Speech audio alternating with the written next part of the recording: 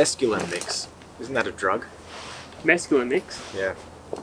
What kind of drug? I don't know. Party drug. I'm just looking at this Spud Shed mescaline mix. I'm pretty sure I've heard rap songs talk about. Mescaline mix? Yeah. Molly's. Well, what is going on, everybody? Another episode of 4x4 Camping and Adventures. And we have your first episode of 4x4 Camping and Adventures. Yeah. What it is, I suppose. Yeah, we're first time we've been camping. I figured we were going to do a bit of campfire conversations, have a bit of a chat, see what's going on in Alex's world, and yeah, ask him a few questions and answer a few questions that you've asked on the Instagram and that kind of stuff moving forward. So what do you reckon? Sounds good. Sounds I'm like a good plan. ready. I'm open to answer most things. We're already open for drugs, so you're pretty much there. Yeah, the mescaline mix. Sounds like a plan. Alright, let's get into it.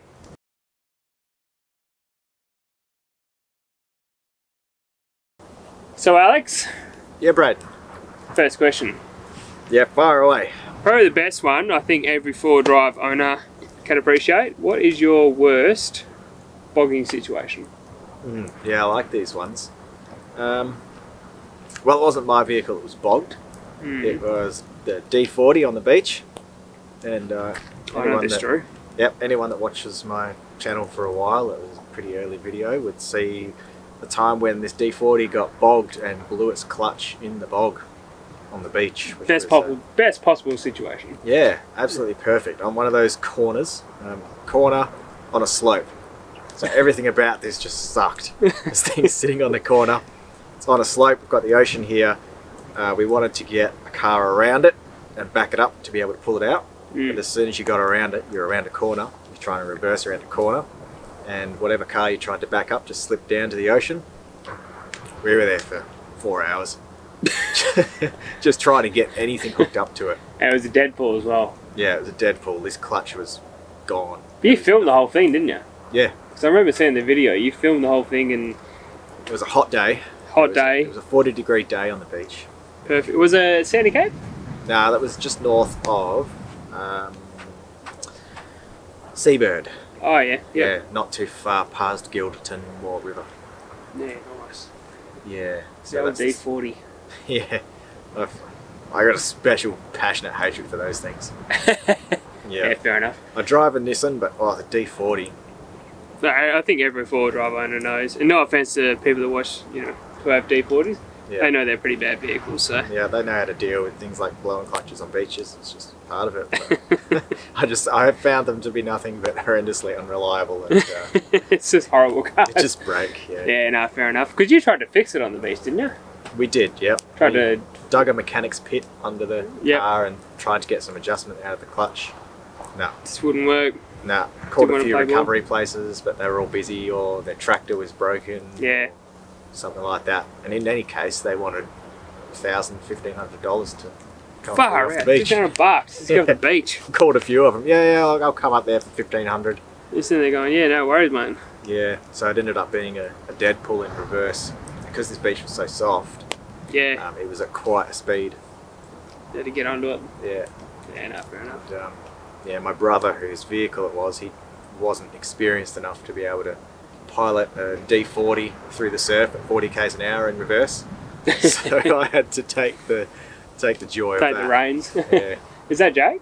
No, that's Sam. You don't see so much of him on the videos. Yeah, okay. From time to time. Yep.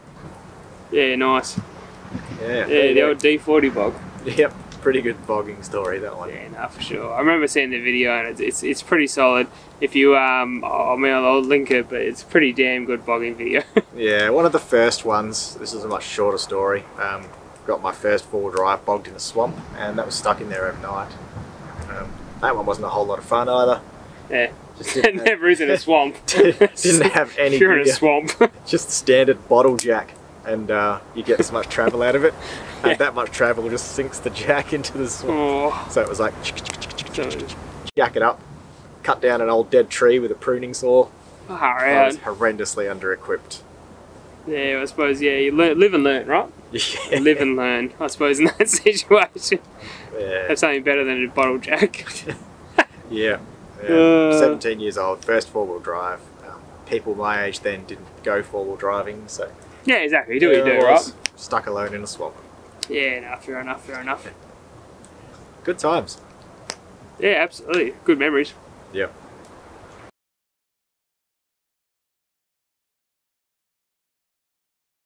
Alright, so the second question I'm going to ask you, what do you reckon are some of the worst four-wheel drive trends that you've seen probably in the last 6 to 12 months?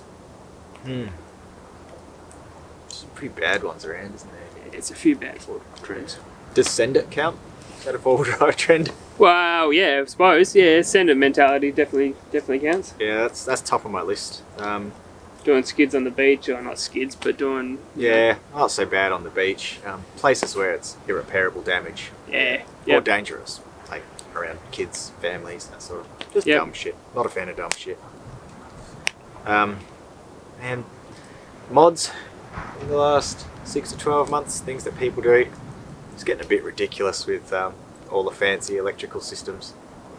Yeah, all the 12 volt stuff people are doing now. Yeah, I've got a very overkill inverter, so I can't have too much of a dig. I've got a 1600 watt inverter, but all the canopy builds that have got special spaces for gigantic coffee machines and stuff. Yeah, it's a bit how you going, eh? Yeah, it's cool to look at, but it's getting a bit silly.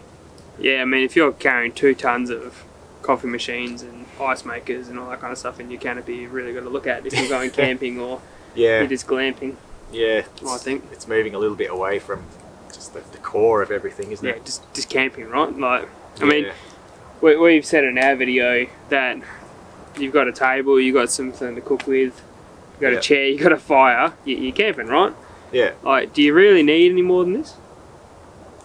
I personally don't think so, but it's just all the hype at the moment. Yeah, it's definitely a bit of a hype thing. So yeah. So you're thinking more mods people do to their cars, like coffee machines, that kind of stuff. Yeah. Yeah, I can agree with that. Trend. Yeah, it's a bit of a silly. I mean, even people like putting espresso machines in their car. Yeah. Why don't you just get like nice freshly grounded coffee and put that in your coffee cup? Yeah. Use a little AeroPress. Yeah. World Championship coffee making with a $50 AeroPress that you can carry. You can have a beautiful coffee when you're on the tracks. Yeah, I don't understand that, but having a space for your espresso machine, or actually some people have full blown, barista setups in there and that kind of stuff, and I don't see the point of it, but it's a bit crazy. It's a bit out there. It's a bit out there. Yeah. So what about four-wheel drive mods that you probably wouldn't do to your, like, let's say in like your car canopy and that kind of thing? What about dumb mods people are doing to their cars that might be like a mechanical mod?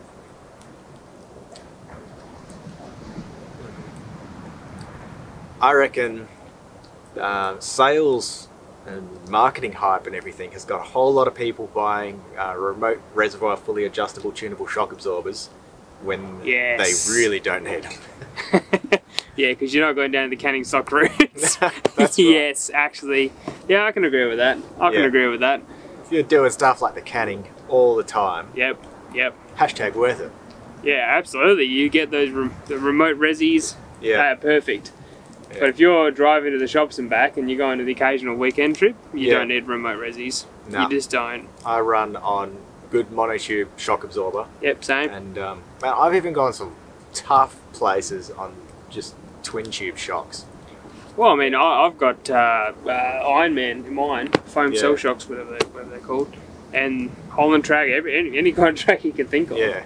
And they go everywhere. Like, you're never overheating or anything like that. I think it's a bit of marketing hype. Yeah, and you look at when these things really started to bust onto the market, probably around when ARB released the BP51. Yeah, Everyone started pushing them. So 3 years ago, I mean, prior to that, not many people had them. All of a sudden, oh yeah, you got to have the latest remote res. Remote resis. Yeah. We all got around fine before that. Yeah, you think 20 years ago when everyone was camping doing the exact same tracks, they were going monotube shocks. Yeah. It wasn't any different. Old Bob crossing the Simo in his Kingswood. Yeah, or even like the 40 series. Yeah, absolutely, man. Absolutely. That's what I think people forget is like people were doing these tracks 30, 40, 50 years ago in very basic vehicles with no fridge. Yep. Two-wheel drive things. Absolutely. So I definitely think it's a good call with the old monotube shocks. Absolutely. Yeah.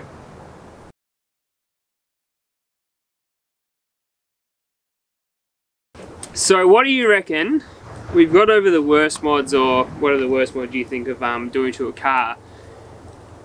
What do you reckon the best thing that you have in like your vehicle right now that you take camping? What's the best mod or best item you take camping with you? What's the one thing you can't not go without?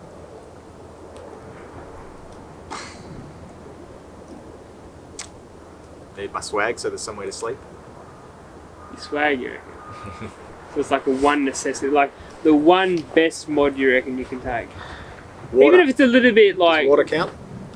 Yeah, I can roll with water. That's a pretty shit answer. Because I mean, you need to it's kind of a necessity. You need to take it or you'll die. So it's a necessity. It's like I'm going to take this. I'm going to dehydrate. Yeah. That varies a bit. Like, I think. What do you reckon is the best thing you take with you? Like, what's the one thing you're like, oh, I mean, it could be your new awning. That's a pretty damn cool awning. Yeah, I'm quite liking the awning at the moment. It really changes a lot, whatever new piece of gear I've got. True. Could be your fridge, though. Yeah, I mean, the fridge is an old trusty, old angle from 1985. Oh, so it's pretty old. Yeah, love that thing. Made before you were born. Yeah, that's it. It's older than me. Nice. Trusty. But yeah, I tend to flick around a little bit between what my favourite thing to bring along is. I always go for the 3-burner gas cooker. That's probably it. That's, this green boy. Yeah, this thing's been a staple in my kit for ages. Yeah. I've gone with the little butane one, like what you're using. Yep. I've tried them. I've tried the ones that sit on top of your gas bottle. Just a little single burner sits on the gas bottle. Yeah, the jet burners, whatever. Yep. Yeah, I've done them all, but I just keep coming back to the 3-burner. Plugs into the gas stove because. In saying that, that puts that damn good heat.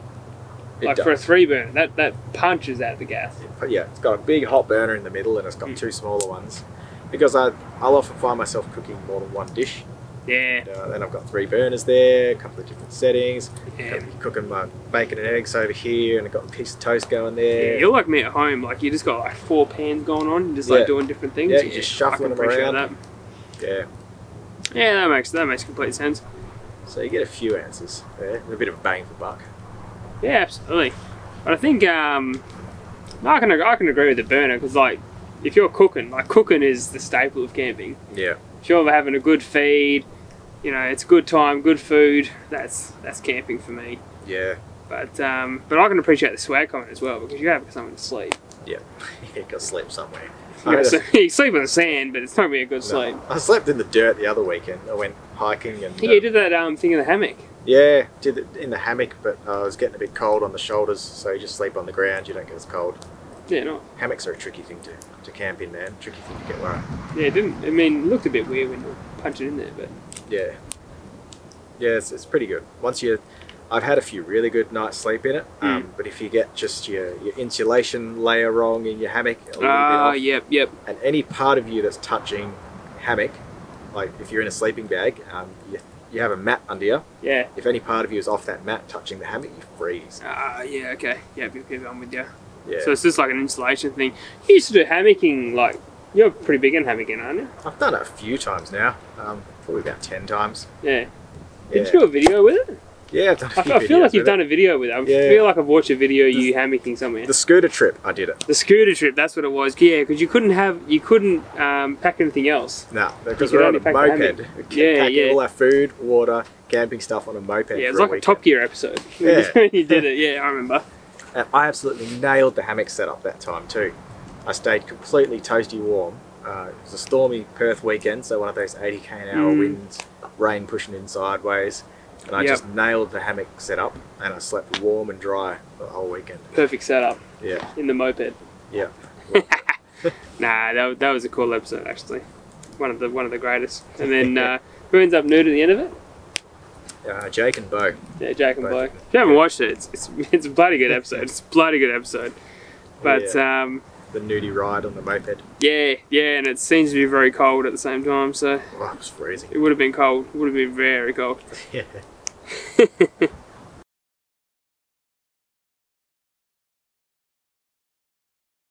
Alright. This is a very, very simple question. Bush or beach? Bush. You reckon bush? Yeah. By a river. By river camping. Yeah, we were talking about this earlier. River camping is pretty special. Yeah. It's pretty special. I mean, I do love the beach. I do love the ocean, like the hearing the waves and that kind of thing. But I feel like next to a river is just so peaceful.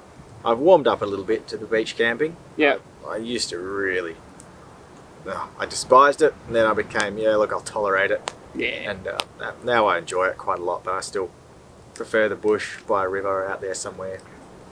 Yeah, I think I've been, like, because of my Geraldton days, I think, like, beach camping was just, like, instilled into me. Yeah. That was just what we were doing at the time, because you didn't have bush up there. Yeah. There's no bush up there. So, yeah, I do have a bit of a soft spot for beach camping. But if you're next to a river and it's just so calm, you have a beautiful fire going on. Yeah. You got the gum trees. Yeah, it's just pretty. Right next to a little turbulent bit of river, so not roaring, but yeah, it's pretty good. Hear a bit of water trickling. Yeah, it's pretty good. It's pretty solid.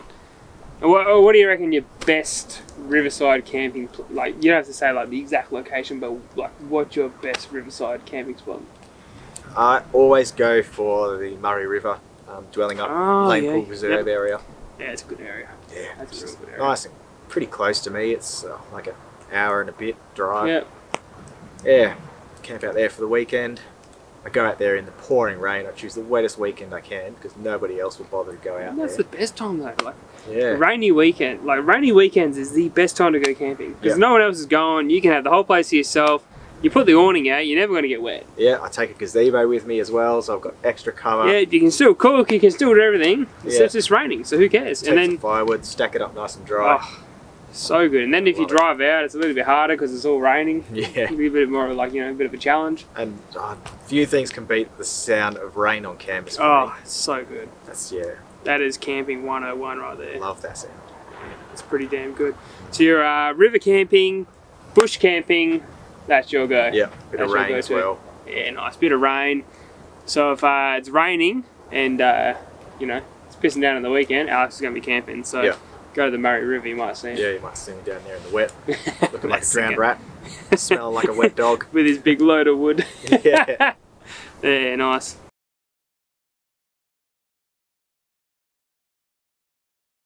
Alright, so second last question. What do you reckon? You got the Patrol now, it's looking pretty flash, it's got the 270 on it, it's looking good. Yeah.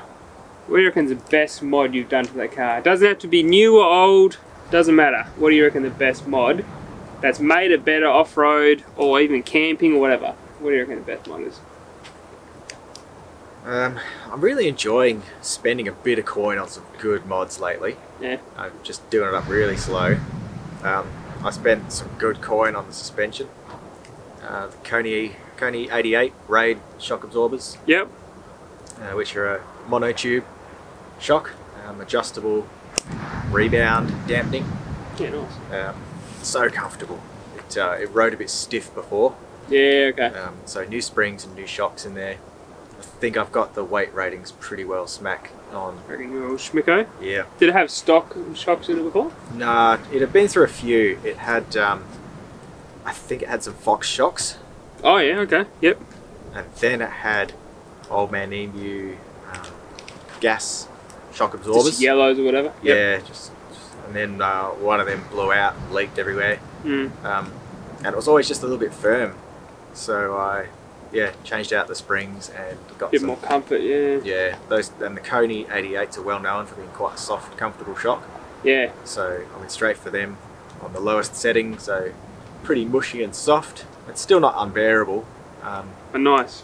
Yeah, just handles the bumps beautiful. Yeah, happy days, that's what you want. Yeah. And I remember just not that long ago, I mean probably 6 months ago, but that's not that long, but I remember you were making a video about what shocks you should buy. Yeah. On YouTube, yeah. When you're doing the whole thing with the white background. Yep. Yep. Yeah, in my office at home. Yeah. And that was just me weighing up all the what different options? things. Because Patrol, right? You got 1,000 options for Patrol. Yeah. Like if you have a Trident, there's like 5. Yeah, but like Patrol, you got hundreds of options. I was set, and I was pretty much between Coney's, Bill Stein's, and the Dobinson remote res. Yeah. The thing is, I wanted monotube. Not really keen on the remote res thing, like I've already said, it's way overkill. But the price, price I could get those Dobinsons, was actually cheaper than the conies. Really? Yeah. I spent Yeah, more, rightio. I spent more money and got the comfortable conies just because reasons. And they're adjustable anyway, so you know you can get it dialed into exactly what you want. Yeah. So you reckon that's the best mod you've done Yeah. to the car? So yeah, far. no, that's a fair call. Comfort's a big thing, man. Comfort is a big thing. Yeah. It was just a pain to drive before. It was a little bit harsh. Yeah, now it's nice. Yeah, beautiful. So, last question.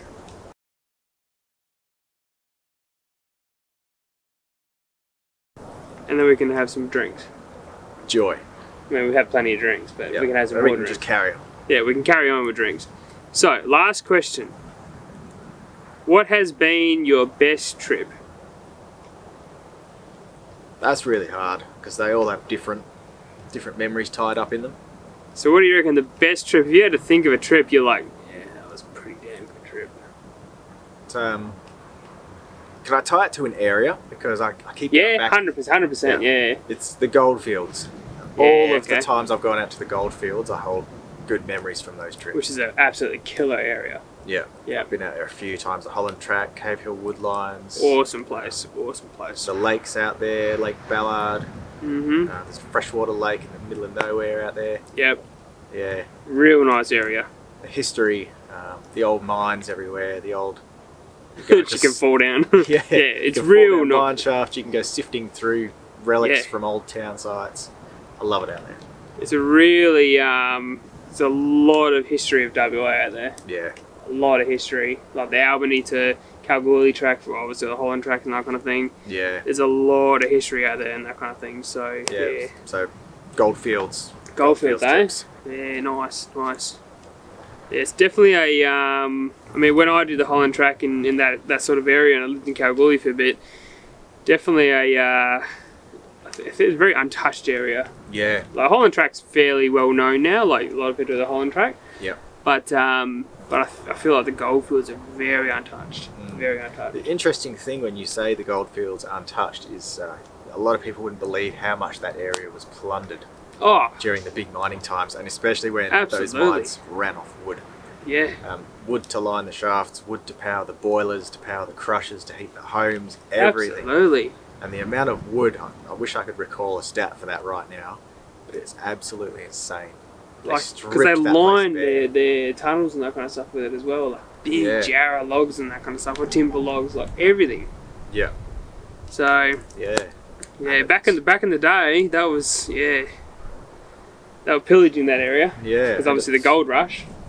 It bounced back quite nice, really. Yeah. It does. It looks Well, you think about it untouched. now, yeah, it's definitely untouched. But back in those days, like they're having wheelbarrows and stuff, like Yeah. just crazy, absolutely crazy. Oh no, it's been good, man. I always like to have a bit of a discussion with you know, anyone I go camping with, that kind of thing, because everyone's got a bit of a different perspective on what they do and that kind of thing. Yeah. So, which is good. So. Yep. But as always, check out Alex's channel. Well, you probably know about Alex from Intense Offroad anyway. He's been doing this YouTube thing for about a minute now. So Yeah, 1 minute. So I've learned like where the record button is, and I know how to get the files from the camera to the computer by now. So nice, I'm nice. doing okay. Doing all right. Oh, it's happy days, mate. You're all sorted. You know how to use a GoPro and a drone. You're Yeah. like So, mate, influencer. mate, I just need to turn my bloody hat backwards and buy a Ford Ranger, and I'm the content creator Have now. a jet ski. You'd be sorted. Yeah. Yeah, no, nice. Nah, that's awesome. We are going to have some much needed drinks and enjoy the rest of this fire. And yeah, I reckon leave it there. Enjoy the rest of the night, chill out, and yeah, we'll probably see you in the morning sometime, I suppose. Yeah. Thanks for watching. Sounds nice like a to plan talk to to me. you. See you later. And you go all right. Yeah, I'm alright. Half decent. Like a 4 out of 10. Yeah, at least. Yeah, absolutely. Almost halfway there. Yeah, halfway there for sure. It's like that's the mumbling bit where you just Yeah, when you start fading out.